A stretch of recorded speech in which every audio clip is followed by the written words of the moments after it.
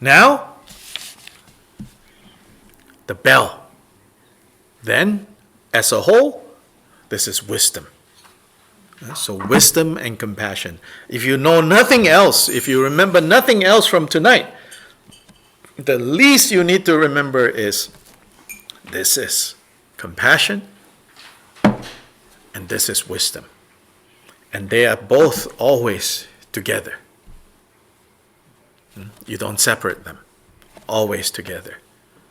Wisdom, compassion, indivisible, where we started tonight talking about. So now, bell. Bell has half a vajra on the top. Half a vajra on the top. The symbolism there remains the same.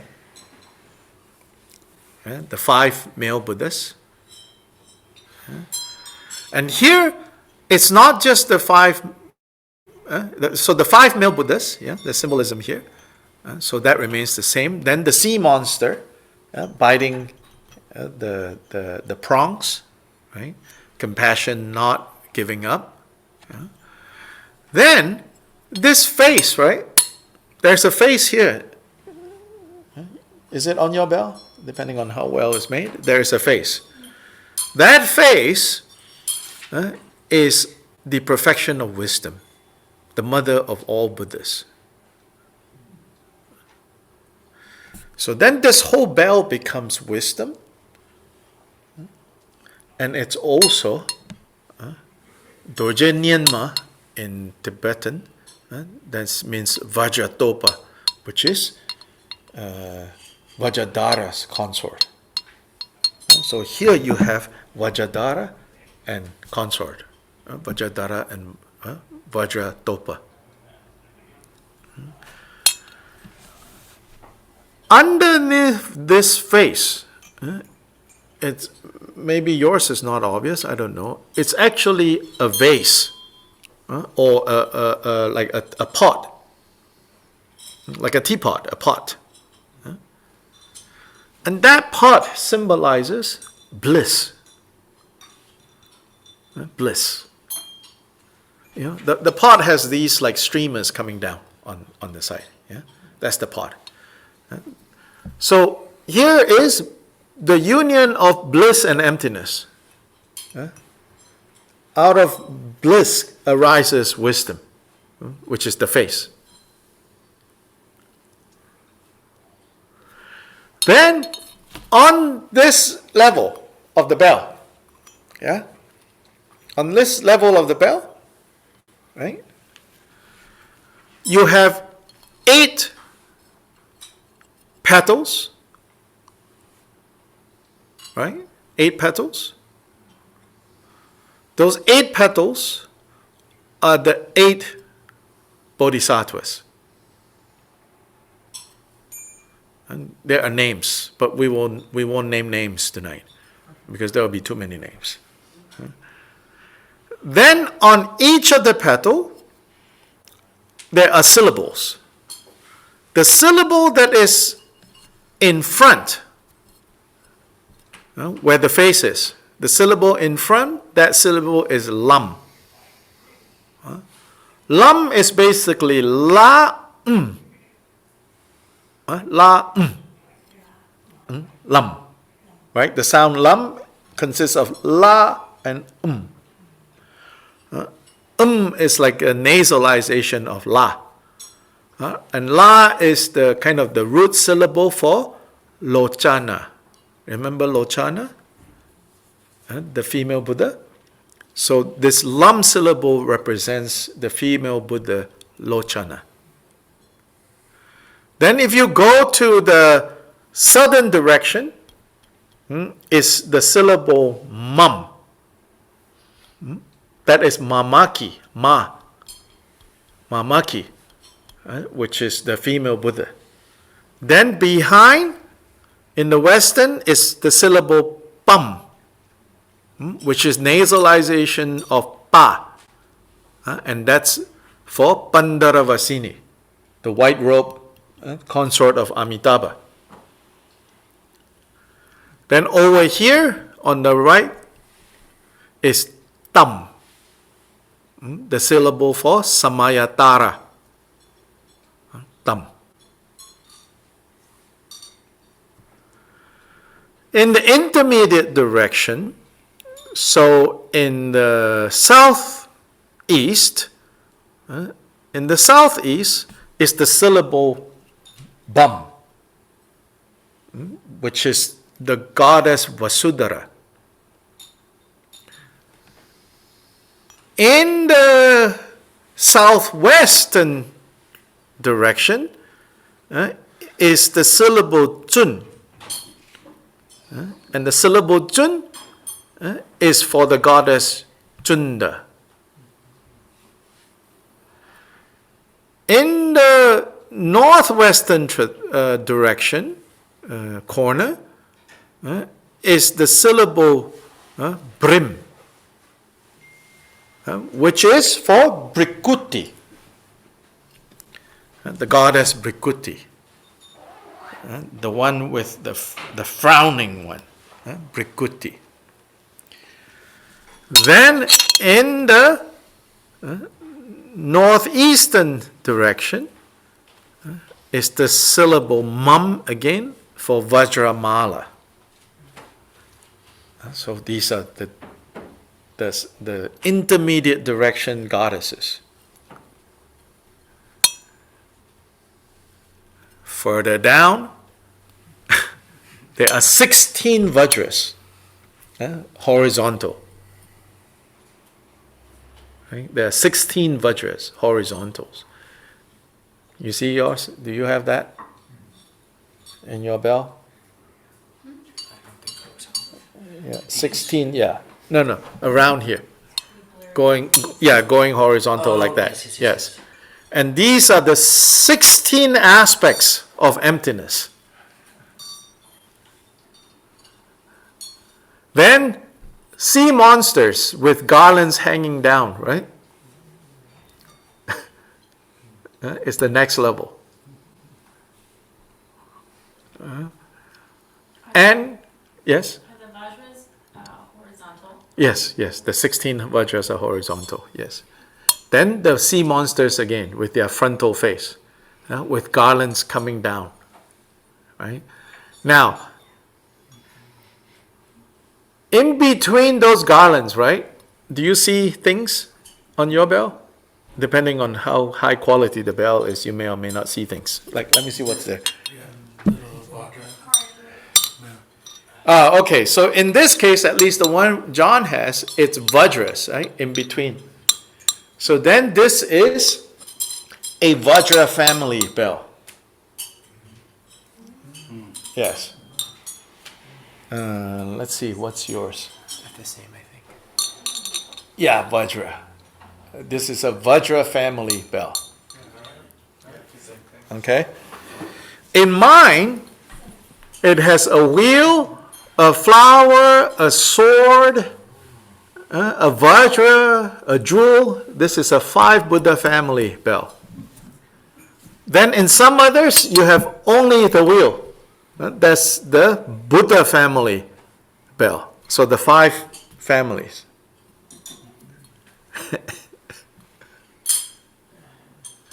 Turn over and look inside.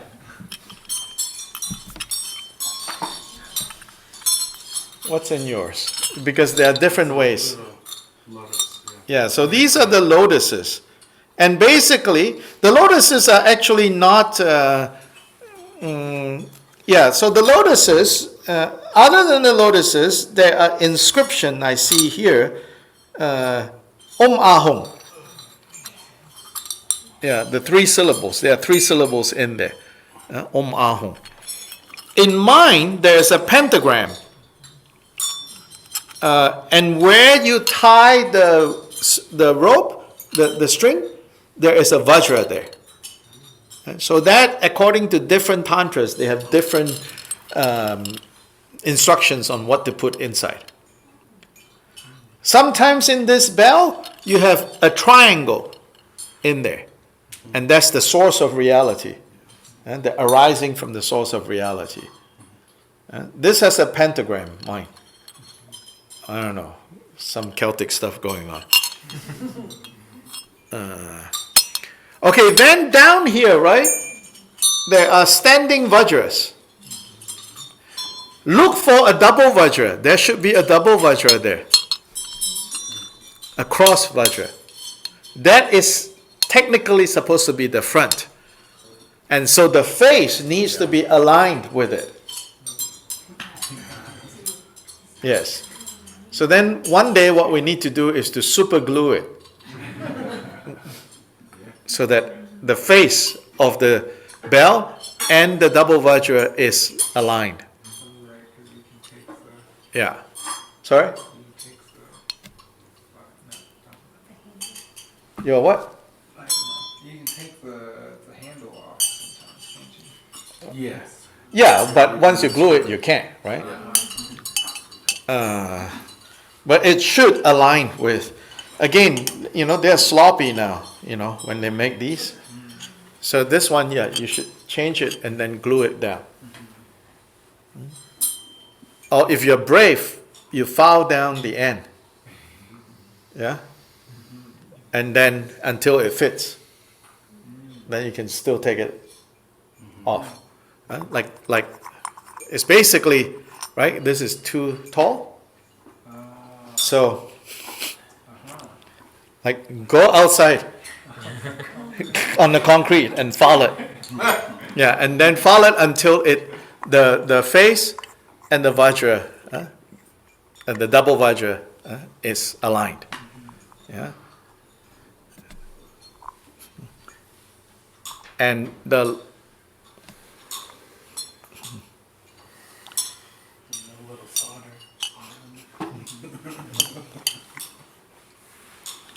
yeah. So this is the bell. Fix something for the night. So that's why, it's not just to make sounds, People think just make sound, Then they just bring whatever bell they want to bring. They're like, oh, I have a bell in the house, so I'm going to use that. But no, it's all of this going on here, Yes. When you set the bell down, should the face be facing? Good. So next part is how to place it.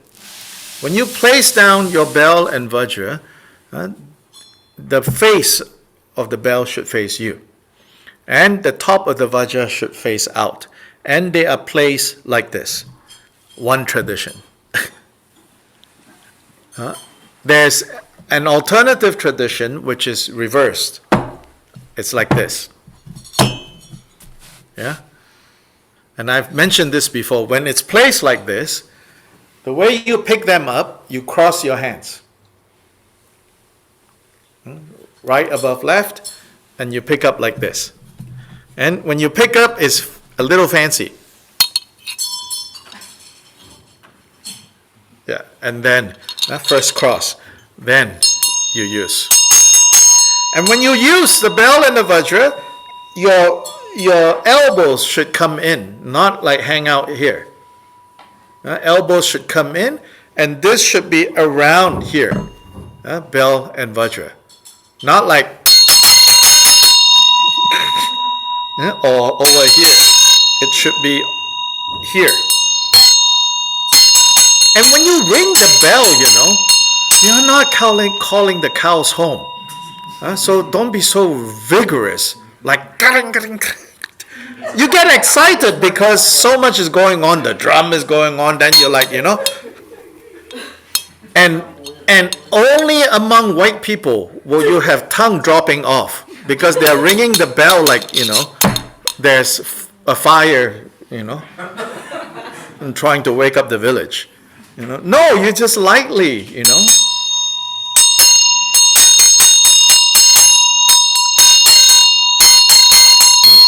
When the tongue drops out, that's like way too much ringing. And we have had dropped out, tongues. But it should not happen.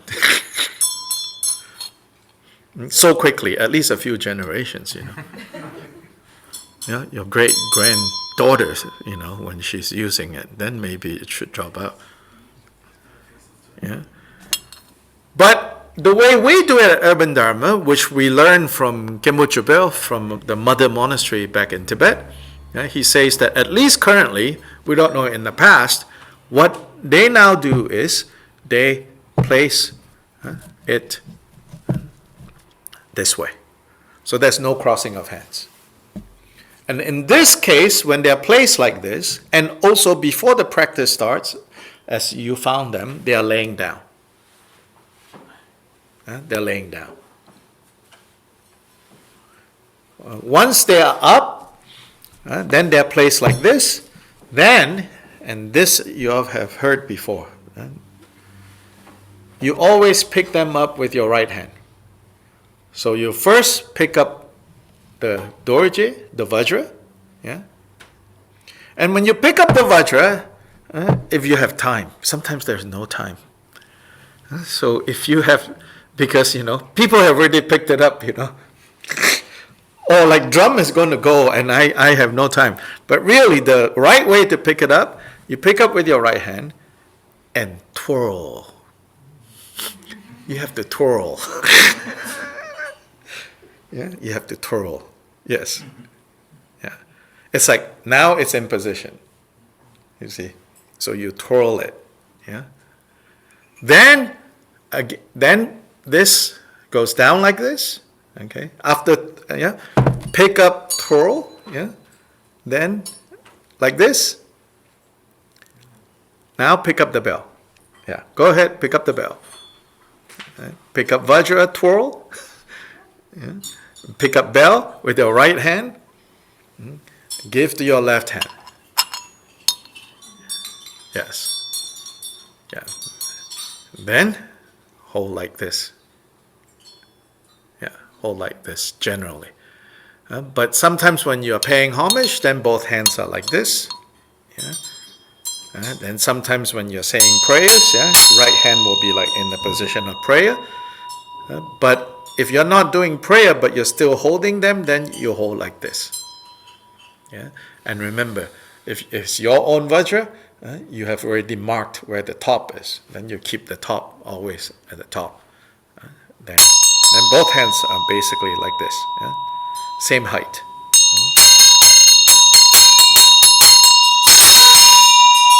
And when you're done using, give to your right hand and place it down, and then place it down. When you place down, no need to untwirl. Like curtsy in, curtsy out. No.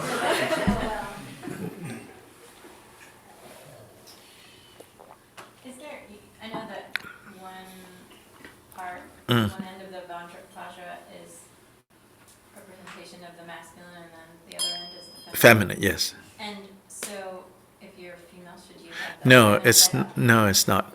Yeah, it's all the same. Yeah, yeah, yeah,